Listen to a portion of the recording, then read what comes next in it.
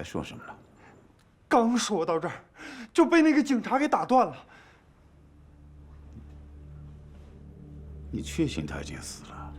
胸口正中枪口，不，一枪正中胸口，血流了一地，肯定是死定了。可惜的是，让他的女秘书跑了。钱呢？钱呢？钱，他们说是证物，要拿回去做记录。这备完案之后就会派人给咱们送过来。滚！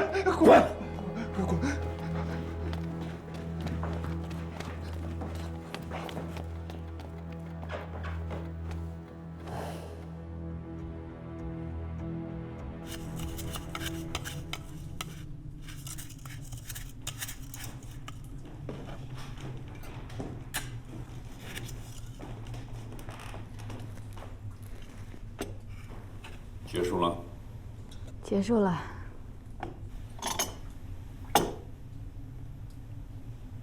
怎么了你？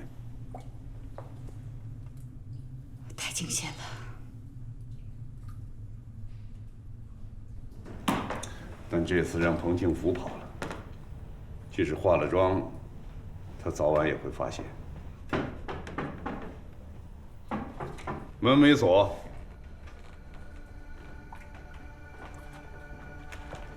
再来晚了，茶就凉了。急什么？我还怕这茶太热，烫嘴了。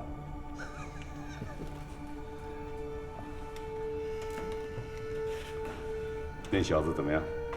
一切顺利，谢谢。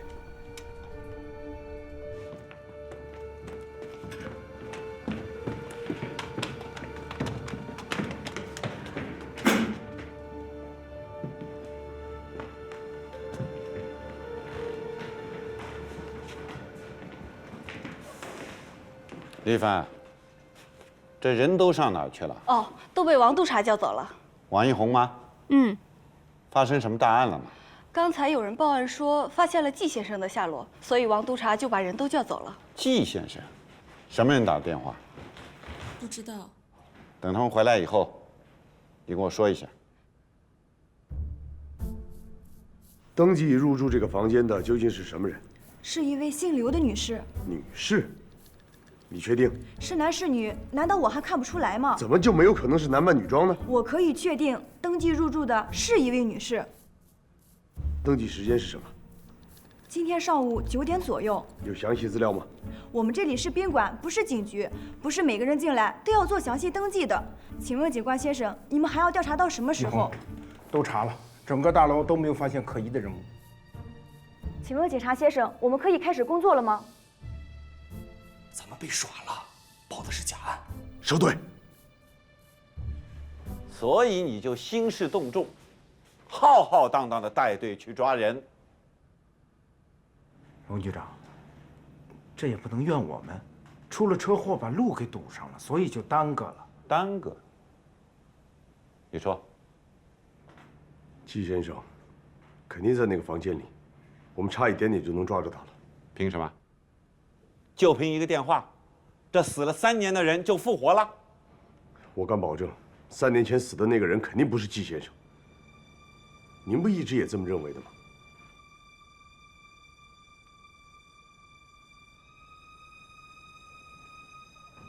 好吧。就算像你这样说的，季先生没有死，那是不是以后只要有人报案说发现了这个季先生，你就带着全警局的人在上海滩上横冲直撞啊？如果有必要的话，你再说一遍。如果……算了，王局长，您知道的，只要一提南港码头案，好了，以后别再给我提这个南港码头案了。你给我听好了，以后做事先给我好好的动动脑子。其实……行了，你先下去了，我跟他单独谈谈。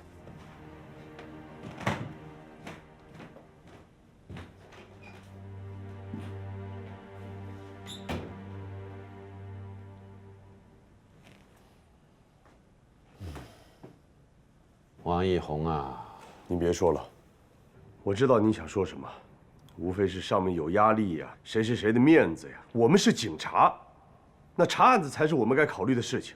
难道就为了几个高官的面子，我的父亲就不明不白的就……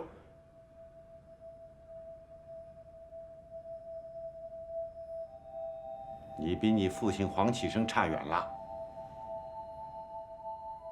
当年他就是坐在这个位置上，破了一个又一个的案子。我和他是生死之交，他绝对是个好警察，不该有这样的结局。那些都是对我父亲的诬陷。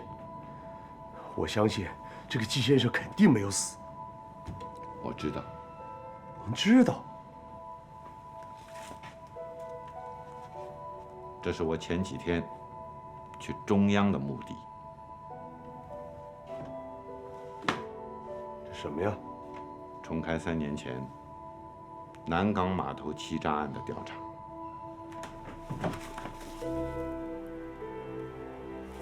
要是上面能够批下来的话，你就不用这样束手束脚了。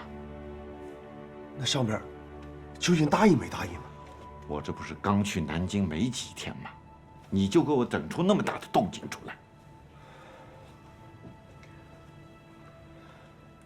重开3年前这个案子的调查，就说明当年那个案子依然还没有水落石出，况且还涉及到上千万的政府巨款下落不明。上面基本上已经同意成立专案组，重新调查这个案子。真的？那我刚才之所以没有在乔副督察长面前提这件事，就是希望看起来是中央直接下的命令，而不是我替你去争取来的。我明白了。那我……废话少说，赶紧准备一下吧。一旦命令下来，就从季先生突然出现这条线索下手。是。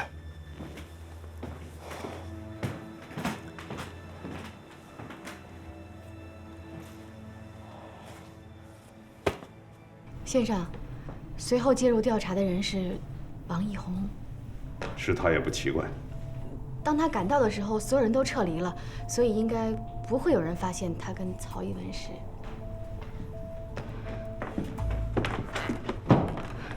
你没事吧？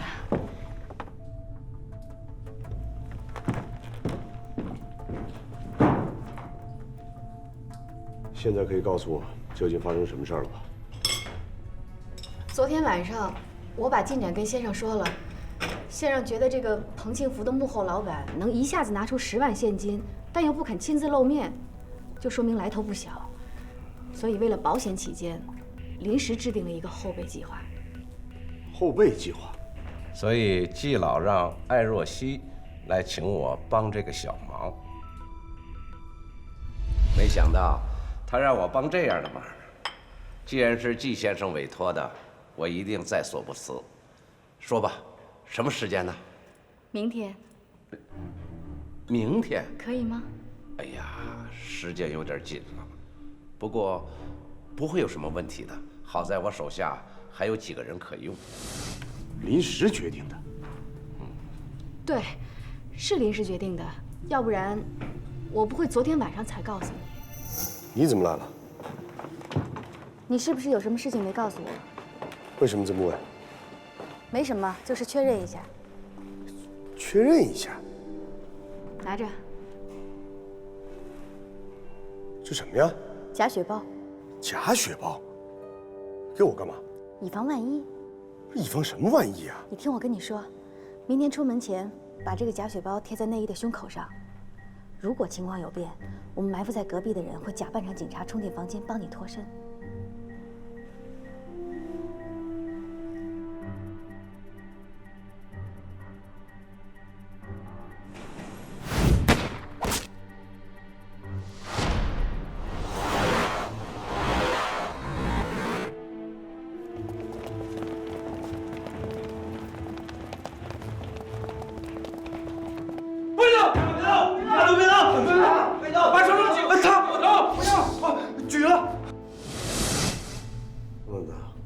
有件事我还是没想明白，咱们的后备计划目的究竟是什么？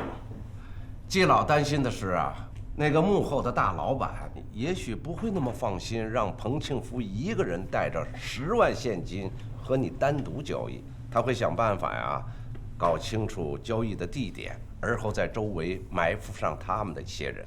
虽然不知道是什么来头，但是只要警察一介入，他们的人也不敢轻举妄动。那既然我们一开始就打算冒充警察，干嘛你一进门要提到季先生？提到季先生的不是我，是彭庆福。怎么不是你呀？不是，举了！谁是季先生？明明是你一进门你就说谁是季先生，所以我才以为你们是真的警察，我还以为彭庆福是识穿了我的身份报了警呢。对，哎，那彭庆福的确看穿了你的身份，报警了。什么？如果彭庆福想让他的同伴知道咱们临时决定的交易地点，只能通过电话，所以我们在电话上做了手脚。彭庆福在电话里说了些什么，我在隔壁听的是一清二楚。我要报案，是季先生在这诈骗。所以在彭庆福打完电话之后，我出去了确认一下到底要不要实现这个后备计划。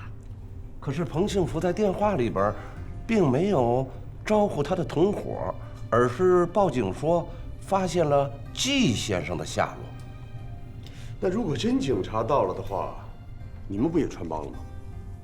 是，这招确实有点铤而走险，但是季先生也考虑到了这种情况，所以还留了一手。消息可靠吗？季先生不是已经死了吗？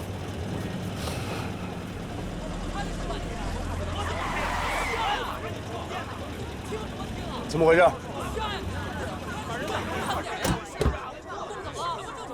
我这正常开车，什么正常开车？这怎么回事？这怎么突然撞车了？这得堵到什么时候去？我去看看。哎，要不咱们换一条路？告诉告诉。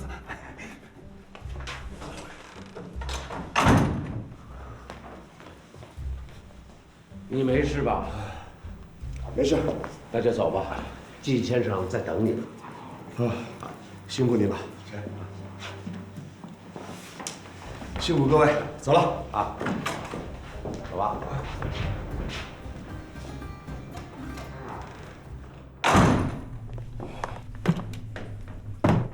你说这彭庆福他为什么会报警啊？他怎么知道我跟你有关系？多谢你的帮忙。有这些钱打发手下人就足够了。我知道季老现在需要用钱。谢谢。有些话也许我不应该问，不过我还是忍不住想说。请说。我知道季老是一直隐藏在江湖中的侠义人士，专门替那些受苦的人破解迷局。即便是3年前发生了那样的案子啊，你也在坚持自己的原则。3年来，靠着这小子，也收拾了不少使诈的家伙。可是现在我不明白呀，这个彭庆福似乎是台面上的生意人呢，为什么要对他下手呢？彭庆福的身份，绝不像表面上那么简单。你确认？我可以向你保证的是，从他老板那儿弄到的这些钱，肯定是不义之财。啊，让我疑惑的是，您一样是解局的，怎么今天突然间要设局了呢？难道和3年前的那个案子有关吗？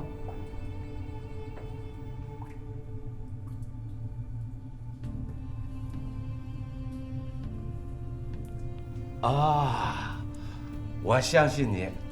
如果有什么让我帮忙的话，你知道怎么找到我。再会。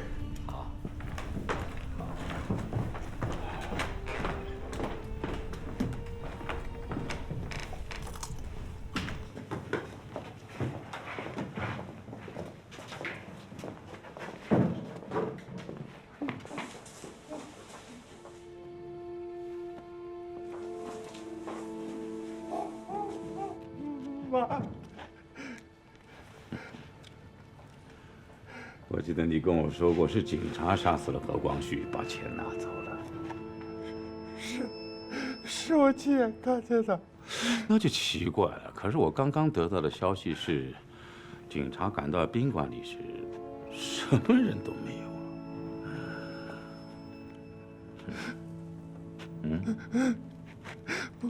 他说自己是警察，你就信了？你看了警徽了吗？你看了楼下，停了警车了吗？有枪就是警察，穿了制服就是警察。那我是不是明天他妈的也租几套戏服，让我手下的弟兄们穿？我也是警察局长了啊！邓先生，我知道我错了，我该死。我记得那小子的长相，你给我点时间，我一定把他找出来。还有那10块钱，我8块钱。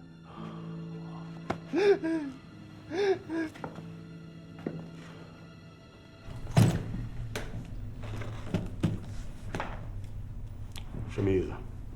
从目前状况看，你可能没机会再接触到彭庆福和他的老板了。这是一张明天去香港的船票。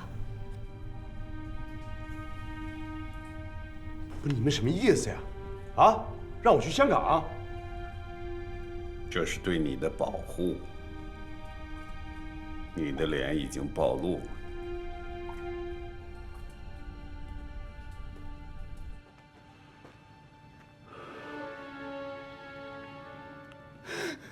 做得赶紧点。窦先生，窦先生，你再给我一次机会吧，窦先生，窦先生，你再给我一次机会吧，窦先生，窦先生。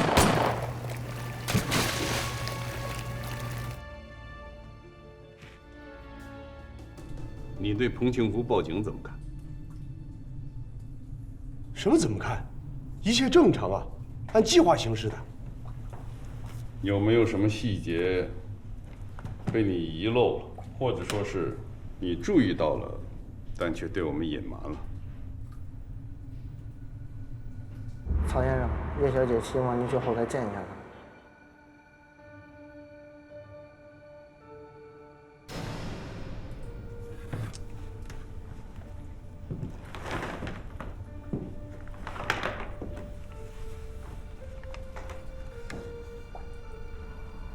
我承认，在伊丽莎白夜总会，我让人给认出来了。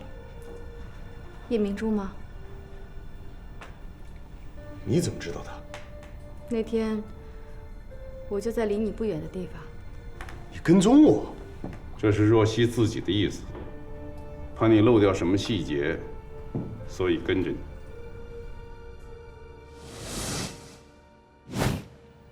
你怎么会认识叶明珠？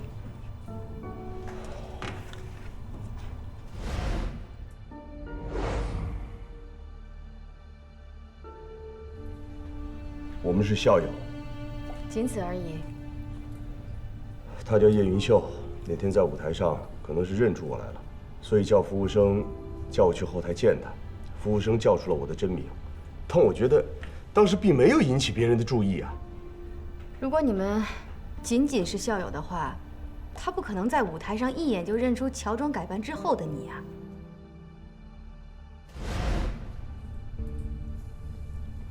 算了，事情已经到了这一步，再继续深究也没意思了。看来是我错误地认为你已经准备好了。可是关键时刻，你还是让自己的情感影响了自己。要不是我们有了临时的后备计划，你早就被抛尸街头了，连自己的命都保不住，谈什么复仇啊？虽然你化了妆，但是彭庆福还会再次认出你的，所以让你去香港避一避，是为了你的安全着想。我哪儿都不去，我总不能就这么放弃吧？你去哪儿由你自己决定，可你继续留下来，只会成为我们的包袱。我成了包袱？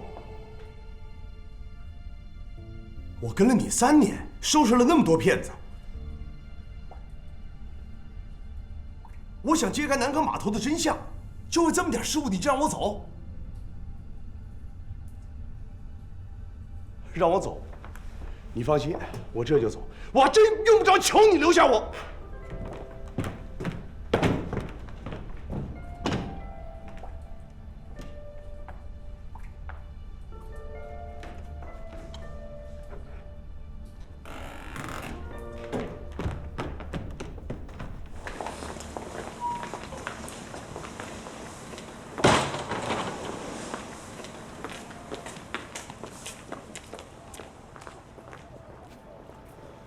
你怎么出来了？接下来怎么打算呢？说实在的，我还真没什么打算。不过出于安全考虑，季先生一定不会让咱俩再见面了。如果有什么事情，还可以来找我，别让先生知道就行了。你放心吧，我自己会照顾自己的。你还是留在这儿，继续帮季先生吧。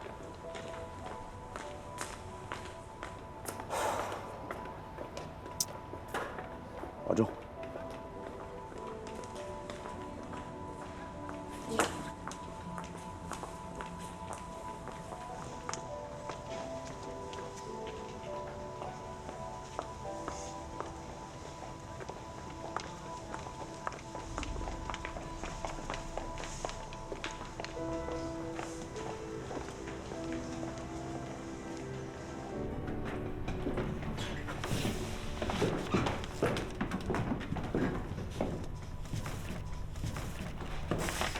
他走了。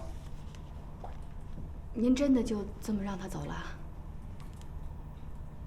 当初彭庆福一旦认出了他，警察局马上就会知道，我们当初选他的意义就没有了。他不会离开上海的，他们早晚会碰面。那对他来说，未尝不是件好事儿。好了，不管他了。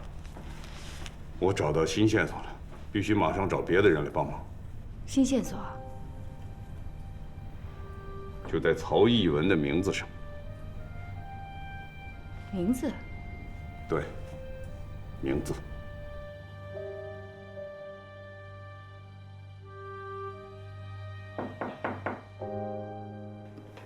门没锁，进来吧。这么晚了还没走呢？哦，有些资料要整理一下。哦，什么资料？别弄乱了。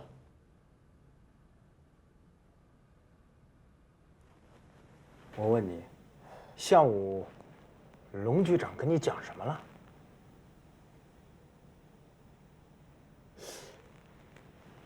龙局长不会讲什么难听话了吧？没有。哦。哎，要不要一起走啊？不用了，我还有些资料要整理一下。要不要我帮你？不用了，你先走吧。我真走了。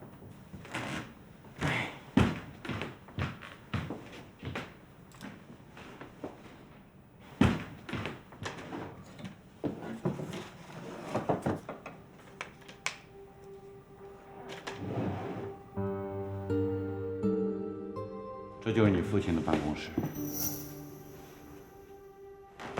这里所有的东西都别当做证据拿走了。也不知道这个保险箱里还有没有东西，因为没人知道密码。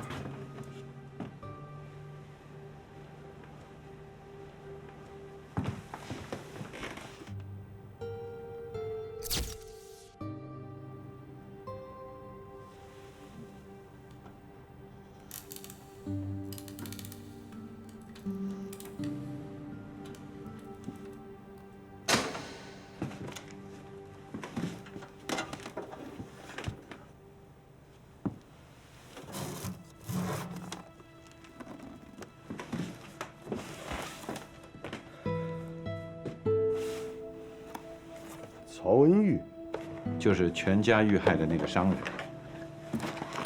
看来老黄很在意这个案子啊，把资料都放在保险箱里。曹义文是曹恩玉的儿子，案发时在北京上学，幸免于难了，但是后来却下落不明。老黄坚信曹恩玉一家是被谋害的，他很担心曹义文的安危，到处打听他的下落。后来还特地去了一次北京找他，但是一无所获。那我父亲对这个曹义文有多少了解呢？据我所知，他也是一点线索都没有，连张照片都没有。很奇怪，这个人啊，仿佛从来就没有存在过。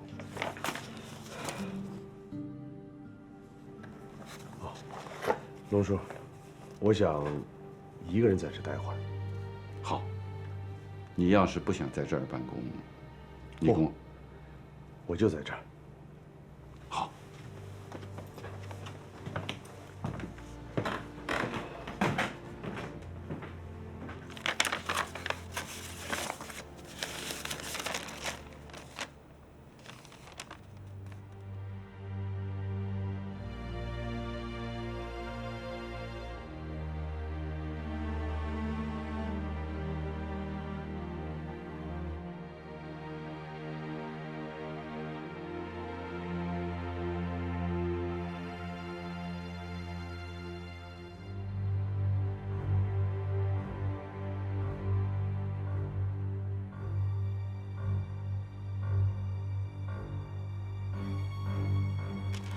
从那一天起，王一红就确定了自己作为警察的目标，那就是破了南港码头的案子，查找下落不明的弟弟。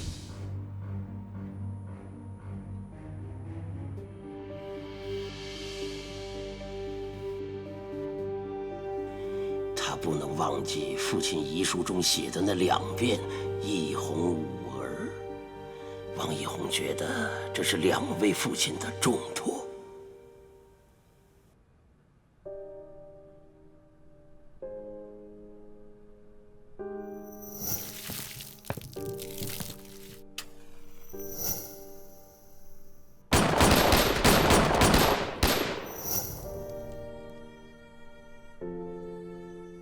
这是一张明天去香港的船票。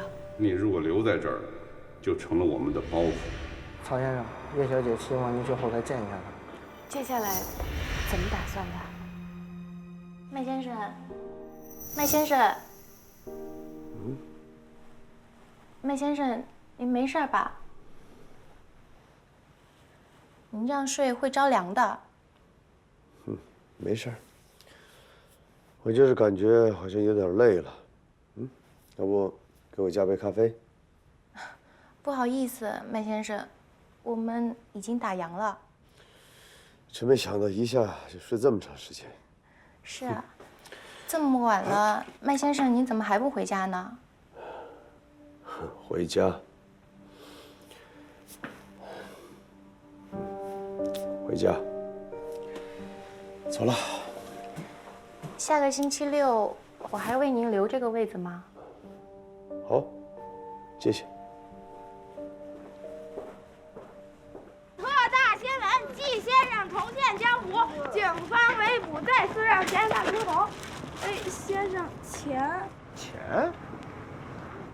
我是探长，乔探长，你还敢要钱？滚！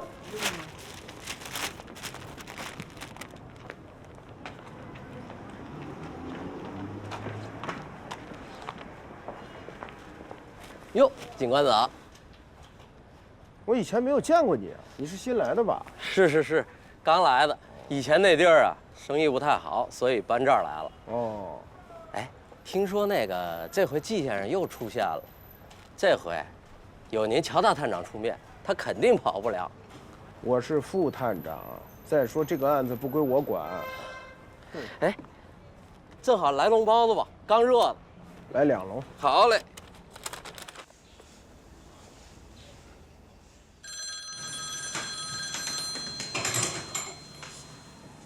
喂，是我提议的，韩副市长已经跟我谈过了，他是支持的。好，我知道。这个涉及季先生的假案，给了龙世清一个机会。他透风给报社，让舆论将季先生炒得沸沸扬扬，之后才提出重开旧案，在夹缝中重启了对南港码头案的调查。引起我注意的是刚才那小子说的，在他们交易的前一天，他被人叫出了真名，可是并没有引起彭庆福的怀疑。那为什么后来彭庆福还要报警呢？那就是说，真正想要报警的不是彭庆福，而是他的老板。老板？如果是彭庆福对他怀疑，那完全可以终止交易。可是他没有终止。肯定是彭庆福把发生在夜总会的事情回去告诉了他老板，然后他……先生，但这也没法解释，为什么他们非要找来警察？如果是仅仅怀疑那小子的假名字，那停止交易就完了。问题是，我们这次找对人了。彭庆福的老板一定跟3年前的那个案子有关系，所以他知道曹一文这个名字。3年前，曹一文并不在上海，所以我说发现了一条新线索，3年来一直被我们忽略的线索。什么？星海贸易商行，也许不仅仅是3年前那个连环欺诈案当中受害而倒闭的企业，很有可能是我们打开这个谜团的关键。你就放开手脚干吧，啊！好了，散了，都散了啊！哎，怎么了？出什么事了？看了今天报纸吗？看了。上面成立专案组，重新启动南港码头欺诈案的调查。重新调查？哎，为什么呀？是不是因为前几天那个匿名电话？哎，龙局长，这个案子不是已经结了吗？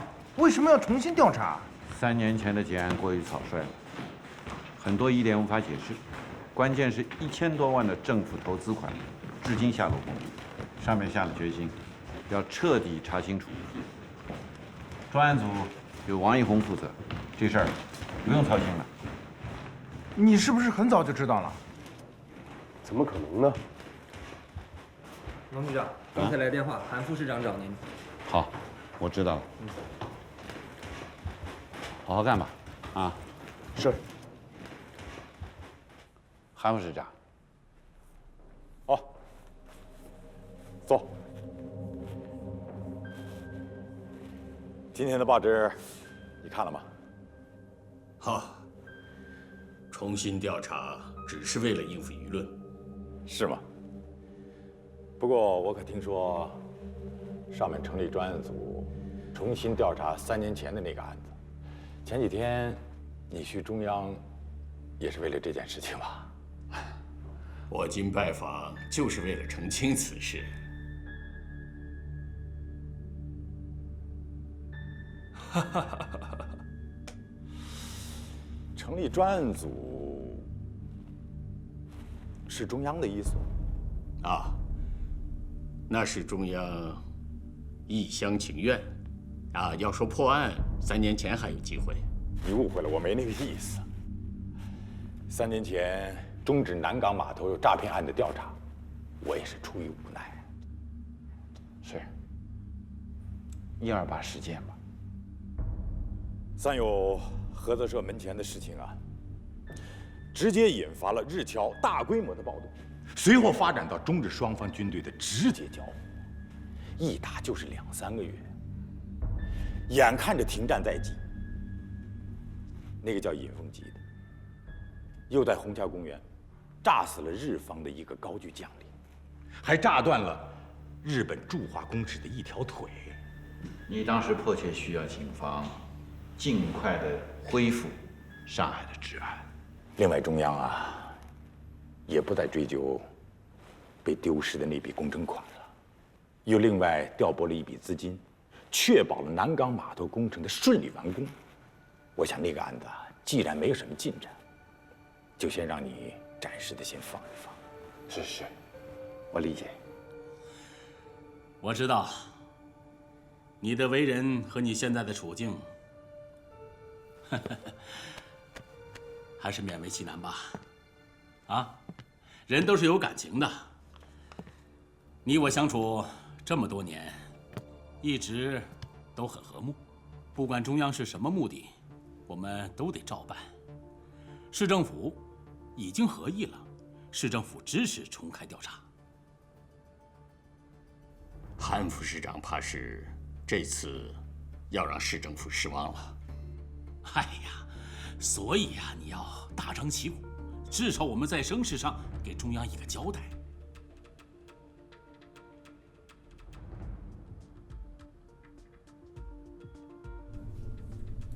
你确定？确定。我的手下人和警察局的人有些交情，能搞到一些消息。昨天他听说，在黄浦江边发现了一具尸体，警察还没有弄清楚这个人的身份。他看到了尸体的照片，说是很像在宾馆里看到的彭庆福。我知道你还在上海，所以我觉得呀，这个消息对于你来说肯定很重要。真的是彭庆福？我也有些担心，怕他认错了，所以就如此的乔装打扮了一番，亲自到警察局去辨认尸体。小心谨慎，还真不是你的风格。跟季老学的呀。毕竟彭庆福和我见过面，如果他真的死了的话，那我也就松了一口气了。我在太平间看到了那具尸体，的确是彭庆福，没有错的。他背后中了2枪，尸体被扔到了江中，隔天冲到了江边，被人发现了。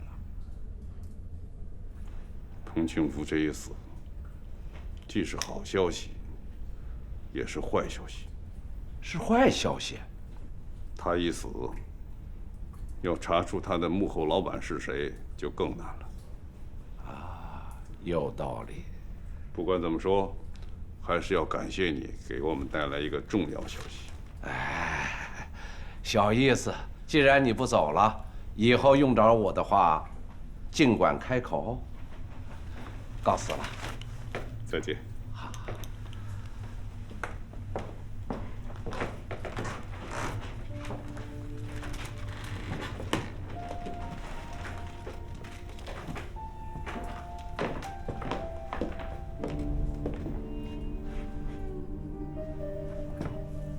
发生什么事儿了吗？彭庆福死了。真的吗？尸体被扔到了江里，显然有人帮我们解决了麻烦。难道会是他的老板？可是不知道，但是他一死，你就安全了。那曹一文也没事了，他可以回来了吗？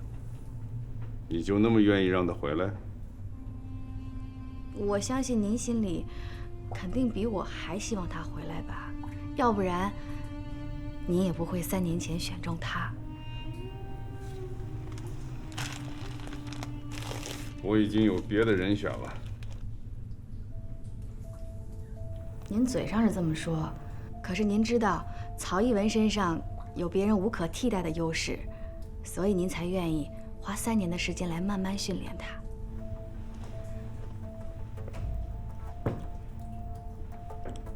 能找到那小子吗？我试试。别忘了，除了彭庆福，还有一个人知道他的真实身份。